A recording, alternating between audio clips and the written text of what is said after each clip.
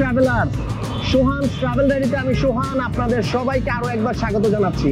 দেখবো পৃথিবী, ঘুরবো দেশ, কিন্তু সবার আগে আমার দেশ বাংলাদেশ। বাংলাদেশ ঘোরার ধারাবাহিকতায় আজ যাচ্ছি বগুড়া জেলার শেরপুর উপজেলায়। পবিত্র ঈদুল আজহার পর আজই প্রথম ঢাকার বাইরে বাস লাভিং করতে যাচ্ছি, ঘুরতে যাচ্ছি। আশা রাখি আজকে ভ্রমণটা বেশ ভালো হবে। আমি শনিয়ারটা থেকে বাইকে করে যাচ্ছি কল্যাণপুর। আমার সাথে আছে কাজল ভাই। শনিয়ারটা থেকে কল্যাণপুর 250 টাকা ভাড়া। রাস্তায় প্রচন্ড জ্যাম। আমি ফ্লাইওভারে অলরেডি দেখতেই পাচ্ছেন জ্যাম শুরু হয়ে গেছে। এটা মূলত সায়দাবাদগামী বাসের জ্যাম মনে হচ্ছে। যেটা বলছিলাম যে এটা সায়দাবাদগামী বাসের জ্যাম। দেখতেই পাচ্ছেন সায়দাবাদগামী রুটে কি পরিমাণ যানজট। সেই যানজট এখন গুলিস্তান রোডে চলে আসছে। আসলে লম্বা ঈদের ছুটির পর মানুষজন একসাথে ঢাকার উদ্দেশ্যে রওনা দিয়েছে, যার কারণে বাংলাদেশের বিভিন্ন জেলা থেকে ঢাকাগামী রাস্তায় বেশ জ্যামের সৃষ্টি হয়েছে। তো আমি যেহেতু ঢাকা থেকে বগুড়া যাচ্ছি, আশা রাখি আমি ঢাকা থেকে বগুড়া যাওয়ার পথে জ্যাম পাবো না, আর ভাগ্য খারাপ হলে জ্যাম পেতেও পারি। বগুড়া যাওয়ার পথে আমি কোনো বাসের টিকিট কাটি নাই। কল্যাণপুর যে রানিং যেই গাড়ি পাবো সেই গাড়িতেই বগুড়ার উদ্দেশ্যে রওনা করব। কারণ খবর পেলাম যে উত্তরবঙ্গ থেকে গাড়িগুলি সঠিক সময় ছাড়তে পারতেছে না এবং ঢাকা থেকেও সঠিক সময় বাস যাচ্ছে না। তাই রানিং এ যেই বাস পাবো সেই বাসেই আমি চলে যাব। যদি আগে থেকে টিকিট কাটতাম তাহলে আমার মনে হয় আমার লস হতো, সময় নষ্ট হতো।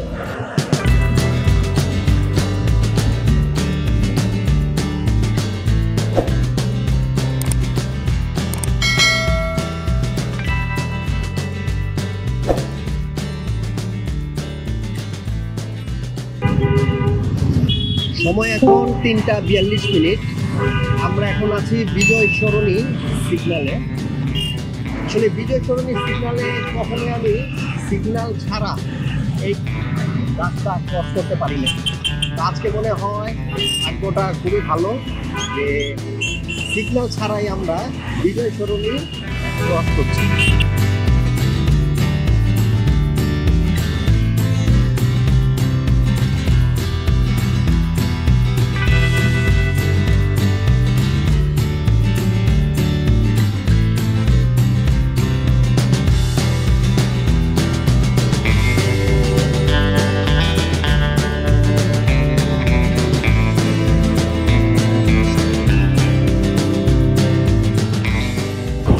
ঈদুল আজহায় টানা 10 দিনের ছুটিতে ঢাকা শহরের কর্মজীবী মানুষরা নারীর টানে গিয়েছিল বাড়ি।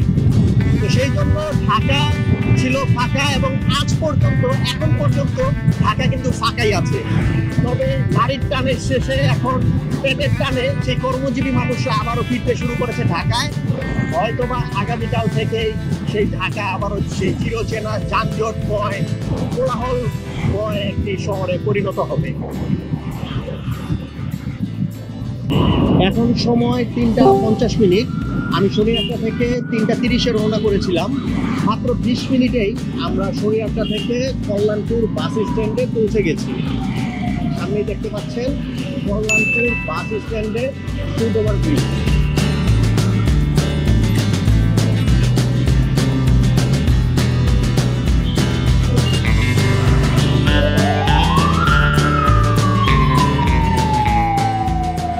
কল্যাণপুর পৌঁছেই পেয়ে যাই ঢাকা থেকে রংপুরগামী হানিফ ভলভো B9R মাল্টি এক্সেলের আই-শিফটেড বাস, যার রেজিস্ট্রেশন নাম্বার ছিল ঢাকা মেট্রো ব 152859।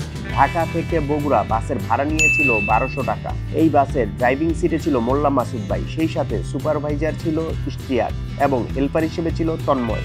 আমাদের সিট নাম্বার ছিল E2 এবং E3। আমাদের বাস দুপুর 4:10 কল্যাণপুর থেকে ছেড়ে এখন গাবতলীর কাছাকাছি। আমরা এখন গাবতলী ব্রিজ ক্রস করছি। আসলে একজন বাস লাভার হিসেবে সবসময় চেষ্টা করি সামনের সারির সিটে বসতে, A1, A2 এই সিটে বসার, কিন্তু আসলে রানিং এ গাড়িতে ওঠার কারণে এখন বসতে হয়েছে E2 and E3 সেই সিটে, যার কারণে সামনের ভিউটা সত্যি খুব মিস করতেছি। ইচ্ছা ছিল আপনাদেরকেও সামনের ভিউটা দেখাবো, কিন্তু পিছনে বসার কারণে সামনের ভিউটা আমি উপভোগ করতে পারছি না এবং আপনাদের সাথে সেটা শেয়ারও করতে পারছি না। হেমায়েতপুরের কিছুটা আগে সুপারভাইজার ইশতিয়াককে বলে E2 এর সাথে A1 সিট রিঅ্যারেঞ্জ করে নিই এবং ফাইনালি আমি আমার প্রিয় সিটে বসার সুযোগ পাই। পাম্প থেকে তেল নিয়ে ও আরও কিছু ফর্মালিটি শেষ করে 4:50 আমাদের বাস আবারও যাত্রা শুরু করলো গন্তব্যের উদ্দেশ্যে। হেমায়েতপুর তেল পাম্পের পর আমাদের পাইলট মোল্লা মাসুদ ভাই ধীর গতিতেই ড্রাইভ করছিল। আমাদের গতি ছিল ঘন্টায় 50 থেকে 60 কিলোমিটার বেগে। আমাদের সামনে ঈগল পরিবহন ও আরেকটি বাস থাকলেও তাদেরকে ওটি দেওয়ার কোনো লক্ষণই ছিল না মোল্লা মাসুদ ভাইয়ের। সময় 5:01 আমরা সাভার বাস স্ট্যান্ড ক্রস করলাম। এখন সময় 5:09 আমরা জাহাঙ্গীরনগর বিশ্ববিদ্যালয়ে পৌঁছে গেছি। সামনে রাবেয়া পরিবহনের বাস থাকলেও আমরা রিল্যাক্স গতিতেই চলছিলাম। এখন সময় 5:11 আমরা সাভারের ঘাটাইলে এসে বিআরটিসি বাসের দেখা পাই, কিন্তু তাকে ওটি না দিয়ে স্থানীয় এক মসজিদে আমাদের জন্য আসর নামাজের বিরতি দেওয়া হয়। প্রায় 18 মিনিট নামাজের বিরতি শেষে 5:29 আমাদের বাস আবারও যাত্রা শুরু করে।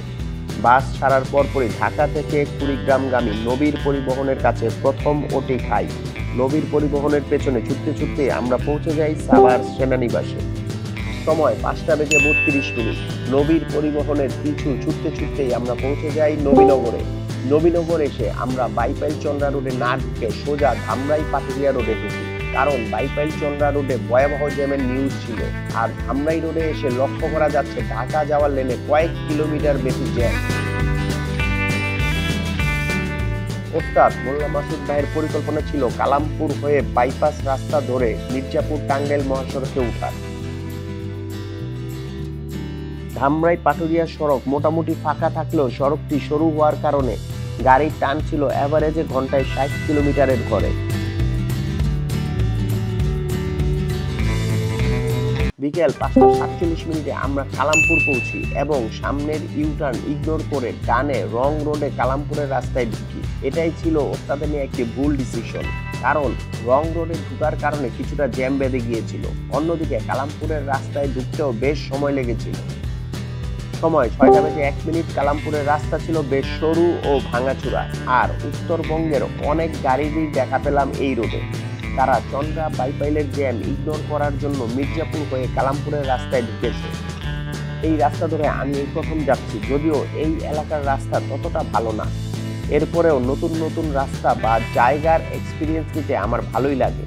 প্রায় 20 মিনিট পর আমরা মসৃণ রাস্তার দেখা পেলাম। এবার গাড়ির গতি বৃদ্ধি পেয়ে 65 থেকে 70 কিলোমিটার বেগে চলছিল। এই অঞ্চলে কিছু কিছু জায়গায় রাস্তা প্রশস্ত আর কিছু কিছু জায়গায় রাস্তা সরু হলেও রাস্তা ছিল পিচ ঢালা মসৃণ। রাত 7:27 আমরা মির্জাপুর টাঙ্গাইল মহাসড়কে উঠি। আর বিলিভ মি, মির্জাপুর টাঙ্গাইল মহাসড়কে উঠার পরই ওস্তাদ তার হাতের ক্যালমা দেখানো শুরু করে। গাড়ির গতি বেড়ে আনুমানিক ঘন্টায় 76 থেকে 83 কিলোমিটার বেগে চলতে থাকে। এবার এই গতিতে মহাসড়কে উঠে আমরা আমাদের প্রথম শিকার ঢাকা টাঙ্গাইলগামী নিরালা সুপারকে উঠে দিই। 2 মিনিট পরেই পেয়ে যাই ফকির বাদশা পরিবহনকে এবং তাকেও ওটি দিয়ে বেরিয়ে যায়। এরপরেই পেয়ে যায় উত্তরা পরিবহন এবং শুভযাত্রা বাসকে। একে একে দুজনকে ওটি দেই।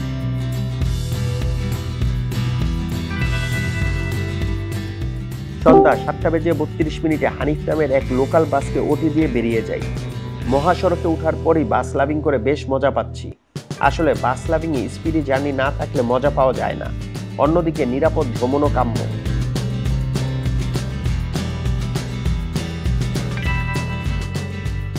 এরই মধ্যে ধনবাড়ি টাঙ্গাইল রুটের একটি বাসকে ওটি দিলাম। সময় 7:34 লোকাল রাব্বি পরিবহনকে ওটি দিয়ে বেরিয়ে গেলাম। এখন সময় 7:40 দেখা পাই ঢাকা সিরাজগঞ্জগামী ওবি পরিবহনে। ভেবেছিলাম অন্যান্য ব্যানারের মতো ওবি পরিবহনকেও সহজে ওটি দিয়ে দিব, কিন্তু ওবির বাম্পারে ছোটা শুরু করলে ওবি পরিবহনও গতি বাড়িয়ে দেয়।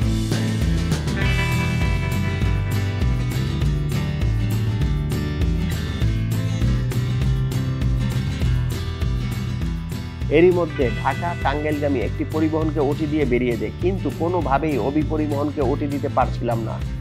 প্রায় 3 মিনিট অবির পেছনে ছুটার পর অবি পরিবহনকে ওটি দিই। এর কিছুক্ষণ পরই ঢাকা জামালপুরগামী শাহী এক্সপ্রেস বাসকে ওটি দিই।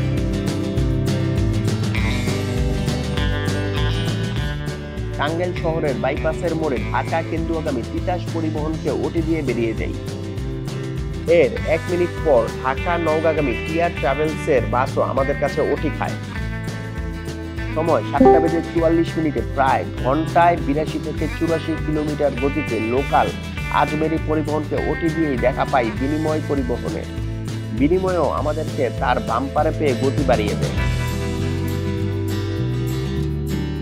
কিন্তু গতি বেশিক্ষণ ধরে রাখতে পারেনি বিনিময়। আমরা স্মুথলি বিনিময়কে পেছনে ফেলে সামনে চলে যাই। 7:50 নারায়ণগঞ্জ বুড়িমারিগামী লাভবাইক এক্সপ্রেস বাসের বাম্পারে ছুটতে থাকি।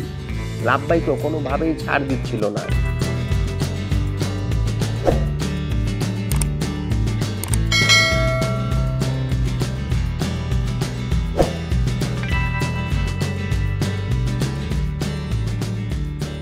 এভাবে চলতে চলতে মিনিট 2 পর আমরা লাভবাইক এক্সপ্রেসকে ওটি দিতে সক্ষম হই। এখন সময় 7:51। আমরা এলেঙ্গার কাছাকাছি চলে এসেছি এবং দেখি মহাসড়কে প্রচুর জ্যাম। তখনই ওস্তাদ মোল্লা মাসুদ ভাই আমাদের বাসকে বামে সার্ভিস লেনে ঢুকিয়ে দেয় এবং প্রায় 1 কিলোমিটার সার্ভিস লেনে চলার পর সিরাজগঞ্জগামী নির্জনা বাসের পিছু পিছু বাম দিকের রাস্তায় ঢুকে পড়ি এবং এলেঙ্গার লোকাল সড়কে ঘুরে কিছুক্ষণ পর আমরা আবারও মহাসড়কে উঠে পড়ি। বামের রাস্তায় ঢুকার কারণে আমাদের এলেঙ্গায় জ্যামের কবলে পড়তে হয়নি। রাস্তার ডান পাশে ঢাকাগামী লেনের দিকে লক্ষ্য করুন, প্রচুর গাড়ি সেখানে আটকে আছে। ঢাকাগামী এই জ্যাম কখন ছুটবে আর মানুষ কখন ঢাকা পৌঁছবে তা আল্লাহই জানে। এখন সময় রাত 8টা। আমরা নির্জনা বাসের বাম্পারেই আছি। নির্জনা বাসও সেই এলেঙ্গারও আগ থেকে রাস্তা খালি পেয়ে ট্রেনে যাচ্ছে। বেশিক্ষণ আর আমরা টানতে পারিনি। 8:02 যমুনা ব্রিজের আগে আমরা জ্যামের কবলে পড়ি। এখন সময় রাত 9:20। আমরা প্রায় 1.5 ঘন্টা ধরে একই জায়গাতেই অপেক্ষা করছি। এলেঙ্গা পার হয়ে যমুনা ব্রিজের আগে একই জায়গাতেই 1.5 ঘন্টা বসে আছি। আপনাদেরকে দেখাই।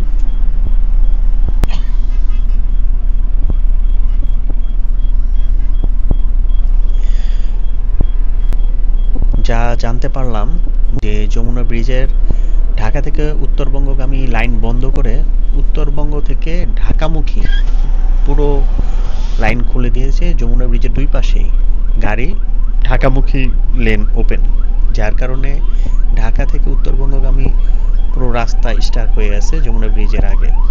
জানি না এই লাইন কখন শেষ হবে। এতক্ষণে আমাদের শেরপুর পৌঁছে যাওয়ার কথা, বাট আনফরচুনেটলি কখন পৌঁছাবো, রাত্রি 12টা 1টা, তার কোনো ঠিক ঠিকানা নেই। আপনাদের সাথে পরিচয় করে দিই, আমাদের হানিফ ভলভো পরিবহনের পাইলট, আমাদের শ্রদ্ধেয় মোল্লা মাসুদ ভাই। মোল্লা মাসুদ ভাই, কি অবস্থা, কেমন আছেন? আপনি তো হানিফে মোটামুটি নতুন চলাচল। জি জি। কবে আসছেন? এই প্রথম রমজানে বান্দরবন দিয়ে শুরু করছে। আচ্ছা, এর আগে কোথায় ছিল? সোহাগ মাল্টি এক্সেল। আচ্ছা, ওইখানে কত বছর? 8 বছর। তো এই তো দীর্ঘ সময় সোহাগ মাল্টি এক্সেলে ছিলেন। আর মাসুদ ভাই তার স্কিল, নলেজ এন্ড এক্সপিরিয়েন্স ব্যবহার করে আমাদেরকে বেশ কিছু জায়গায় জ্যামের হাত থেকে সেভ করছে। ফর এক্সাম্পল, মির্জাপুরের পরে এলেঙ্গার দিকে সে মেইন রাস্তা থেকে বাম পাশের রাস্তা, আসলে অনেক ড্রাইভারই আমার মনে হয় বাম পাশের রাস্তাটা চিনে না। না না, গ্রামের ভিতরে। আমিও আজকে ফার্স্ট ওই রাস্তা দিয়েই ঢুকলাম। তো ওই রাস্তাতে ঢোকার কারণে মিনিমাম 30 মিনিটের জ্যাম আমরা সেভ হয়েছে, সময় বাঁচছে। তো মাসুদ ভাই আবার ব্যাক করবেন কখন? এই তো টাইম তো দিয়ে রাত 10:30টায় রংপুর থেকে, কিন্তু আমরা টাইম বাড়াইছি, রাত 1:30টায় করছি, দেখা যাক কি হয়। রাত 1:30টায় রংপুর থেকে আসার টাইম। তো কিন্তু 1:30 বাজে আসলে ছাড়তে পারবে কিনা, কারণ আমি আপনাদেরকে বললাম যে আমি শেরপুর বগুড়া কয়টা পৌঁছাবো, 12টা বাজতে পারে কিনা ঠিক ঠিকানা নাই। তো মনে হয় না রংপুর থেকে 1:30 বাজেও এই গাড়ি ব্যাক করতে পারবে। জি জি। আসলে খুব ভালো লাগতেছে মাসুদ ভাইয়ের সাথে জার্নি করে, যে সাথে সে সেবা দিয়ে যাচ্ছে, খোঁজখবর নিতেছে কোনো সমস্যা হচ্ছে কিনা। বাস লাভিং করে আসলে এইটাই একটা প্রাপ্তি, যে যারা কিনা বাসের সাথে জড়িত, বাসের পাইলট, সুপারভাইজার, তারা যে তাদের যাত্রীদেরকে টেক কেয়ার করে, এটাই আসলে বাস লাভারদের একটা প্রাপ্তি, একটা সম্মান। তো ধন্যবাদ জানাই আবারও মোল্লা মাসুদ ভাইকে। ইনশাল্লাহ মাসুদ ভাইয়ের নাম্বার নেওয়া আছে, ইচ্ছা আছে মাসুদ ভাইয়ের সাথে আরেকটা লং ট্রিপে যাওয়ার। সময় এখন রাত 9:28। অবশেষে প্রায় ঘন্টা দেড়েক পর আমাদের গাড়ি চলতে শুরু করেছে। জ্যামে বসে থাকাটা একটা বিরক্তিকর ব্যাপার। বসে থাকার চেয়ে গাড়ি ধীরে ধীরে চললেও ভালো লাগে।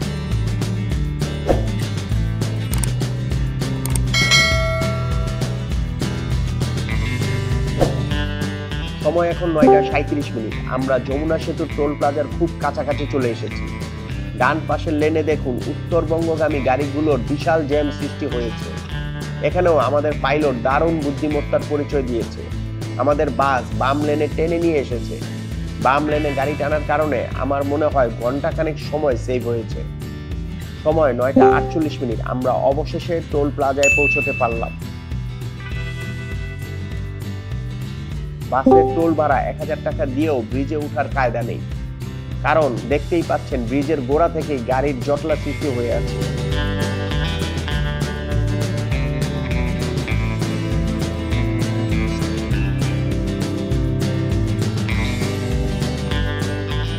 সময় 9:53। অবশেষে আমাদের গাড়ি যমুনা ব্রিজের উপর উঠেছে। ব্রিজে গাড়ির প্রচন্ড চাপের কারণে গাড়ির গতি স্লো, তবুও আলহামদুলিল্লাহ গাড়ি চলছে, এটাই বেশি। এখন সময় 10:08। আমরা যমুনা সেতুর পশ্চিম প্রান্তে চলে এসেছি।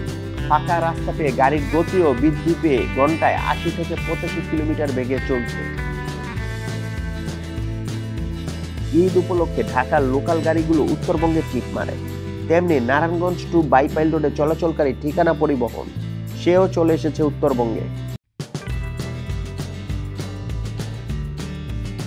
দীর্ঘক্ষণ অলস বসে থাকার পর এবার শিকার ধরার পালা। যমুনা সেতু পার হওয়ার পর আমাদের প্রথম শিকার আশিক ক্লাসিক।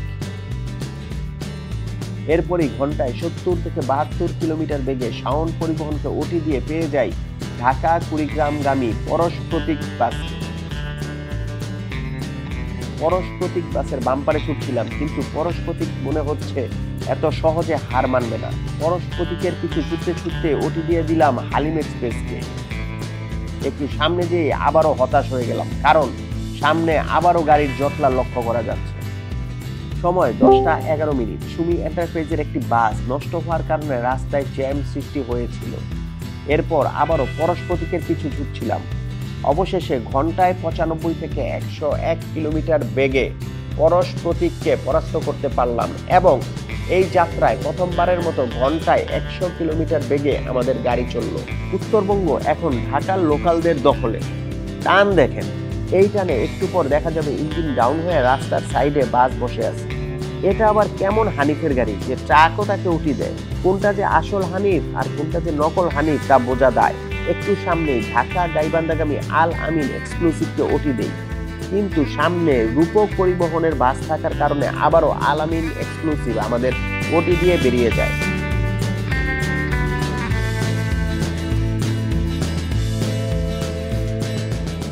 এরপরই আমরাও রূপক পরিবহনকে ওটি দেই। সময় এখন 10:17। সামনে শ্যামলী এনার ট্রাভেলসের দেখা পাই। শ্যামলীকে পেছনে ফেলার জন্য ওস্তাদ হঠাৎই বামে সার্ভিস লেনে ঢুকে যায়, এবং একটু পরেই আমরা আবার মহাসড়কে উঠে যাই। এটাই হলো দীর্ঘদিন মহাসড়কে গাড়ি চালানোর অভিজ্ঞতা। কিছু দূর পরেই দেখা পাই বিসমিল্লা এবং ঢাকা থেকে পঞ্চগড়গামী হামিম পরিবহনের। শুরুতে বিসমিল্লা পরিবহনকে ওটি দেই, এবার হামিমের পিছু ছুটতে ছুটতে হামিম পরিবহনকে ওটি দিয়ে দিই।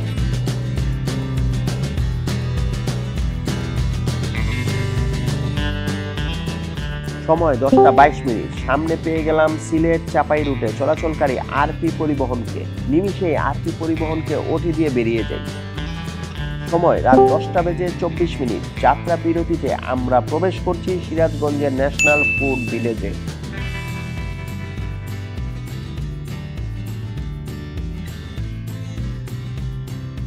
রাত 11:07। প্রায় 40 মিনিটের যাত্রা বিরতি শেষে আমরা হোটেল থেকে প্রস্থান করে আবারও রওনা করলাম গন্তব্যের উদ্দেশ্যে। রাত 11:10। আমরা এখন সিরাজগঞ্জের হাটিকুমরুল মোড় ক্রস করছি।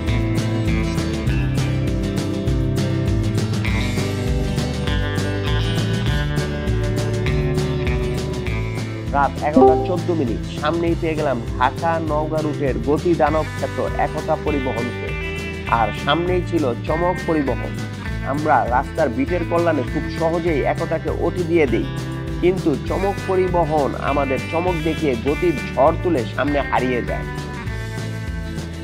কিছুটা দূরেই উত্তরা পরিবহনের বাম্পারে ছুটতে ছুটতে লোকাল মমিটাকেও ওটি দিয়ে দিই। রাত 11:19। আবারও গাড়ির জটলার দেখা পাই। গাড়ির জ্যাম দেখলেই এখন ভয় লাগে, না জানি কতক্ষণ জ্যামে থাকা লাগে। 5 মিনিটের মতো জ্যামে থাকতে হয়েছিল আমাদের। সামনে দুই গাড়ির মাঝে ছোট দুর্ঘটনা ঘটেছিল, তাই এই জ্যামের সৃষ্টি হয়েছিল। জ্যামের পরেই এই রুটের বড় খেলোয়াড় একতা হানিফ ব্যানারের দেখা পাই। একতা পরিবহনকে ধরতে না পারলেও একে একে হানিফ, এরপর শ্যামল পরিবহনকে ওটি দিয়ে দিই।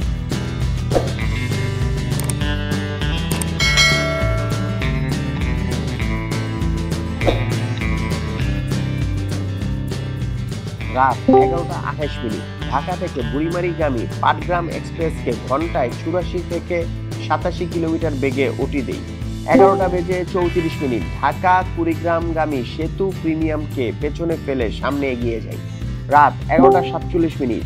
আমরা পৌঁছে গেছি বগুড়া জেলার শেরপুর উপজেলার ঢাকা বাস স্ট্যান্ডে। সামনে থাকা নূর ট্রাভেলসকে ওটি দিয়ে বেরিয়ে যাই। আমি আমার গন্তব্যের খুব কাছাকাছি চলে এসেছি। এখান থেকে আনুমানিক 6 কিলোমিটার দূরেই আমার গন্তব্য। যেহেতু কাছাকাছি চলে এসেছি, তাই ব্যাগ নিয়ে নামার জন্য আমি রেডি ছিলাম। সত্যি কথা বলতে ঢাকা থেকে শেরপুর বগুড়া পর্যন্ত জার্নিটা বেশ উপভোগ্য ছিল, আর ওস্তাদ মোল্লা মাসুদ ভাইয়ের আন্তরিকতা আমাকে মুগ্ধ করেছে। সেই সাথে সুপারভাইজার ইশতিয়াক এবং হেল্পার তন্ময়কেও ধন্যবাদ জানাই তাদের অমায়িক ব্যবহারের জন্য। যেহেতু নামার প্রস্তুতি নিচ্ছিলাম, তাই গাড়ির গতিও কম ছিল, আনুমানিক ঘন্টায় 45 থেকে 50 কিলোমিটার ছিল। এই সুযোগে শেষ সময়ে এসে শাহ ফতে আলী এবং সেতু প্রিমিয়াম বাসের কাছে ওটি খাই।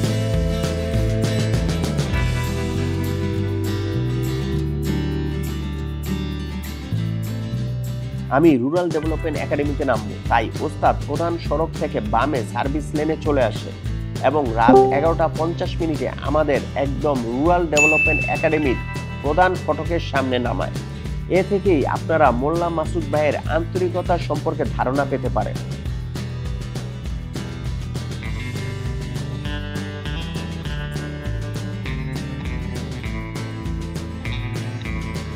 রুরাল ডেভেলপমেন্ট একাডেমি নামার সাথে সাথে আমাদের ঢাকা থেকে শেরপুর বগুড়া ভ্রমণের সমাপ্তি ঘটলো।